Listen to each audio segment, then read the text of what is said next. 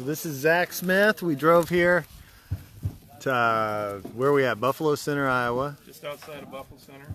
And Zach has built this with his partner Sheldon. Steve and Maria. And just go ahead and you have the floor. Tell people what it's about, what you're trying to accomplish here. Yeah, so this is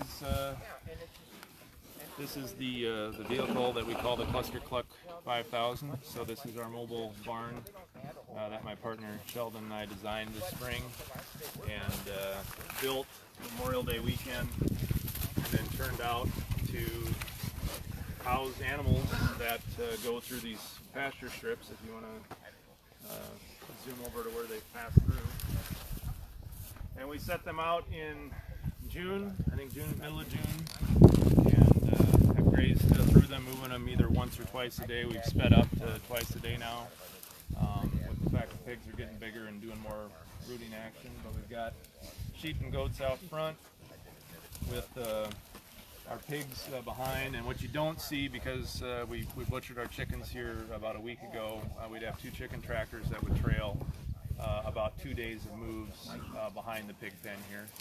And so we have, when the system was in the runs here, we've got it outside today for our field day so everybody can stand around and see it. But we had a parade of 4 different types of livestock, each with a very specific purpose and reason why they're in that order.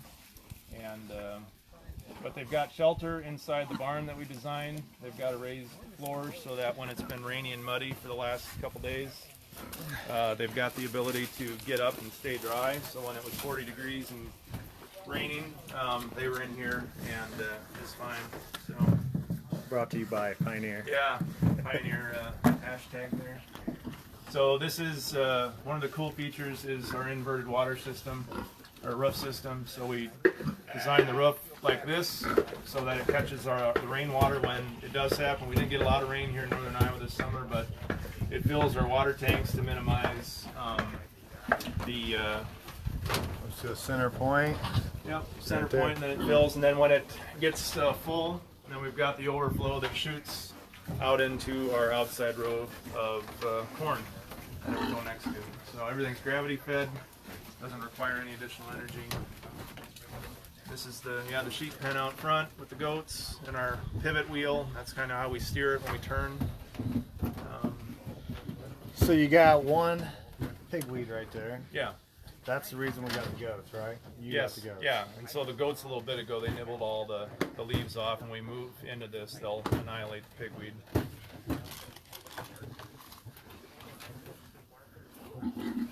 Very good. And talk just a little bit about your corn. So the thing that's really interesting about this system is moving the animals over the cover crops and getting all the stuff that you'll get with that, priming next year's corn. Closed loop system. Maybe talk a little bit about A, how you design the corn, the edge effect, and then B, how you envision this closed loop system, keeping the grain on the farm back to the animals and rotating your crop. We've played around with the intercrop thing for the last 8 or 10 years, experimenting with different things with it. So this isn't our first time doing it, but we managed it with, we used 2 different hybrids. So it's 12 rows of corn.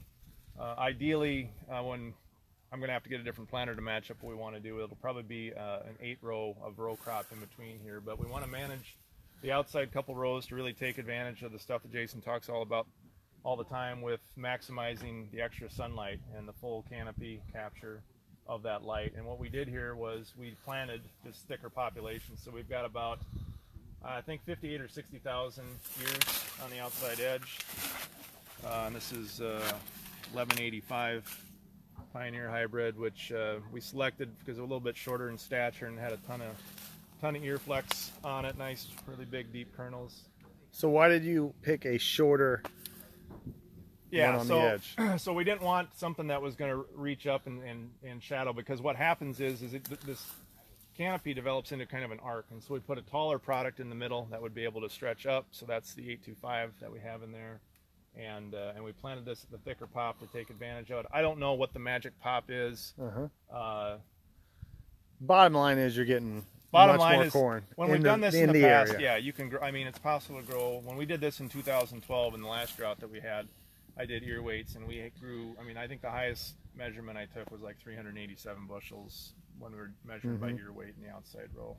So, so I don't know what the, what our overall average is going to be, but I'm less interested maybe in that as much as I am with what's in the value in the barn. But as far as what we're trying to get to with the idea with this schematic is, we want to grow our feed stuff to feed the animal here on the farm and be able to, potentially grind and mill it ourselves, and have nothing leave the farm other than walking the animals off in the form of the meat.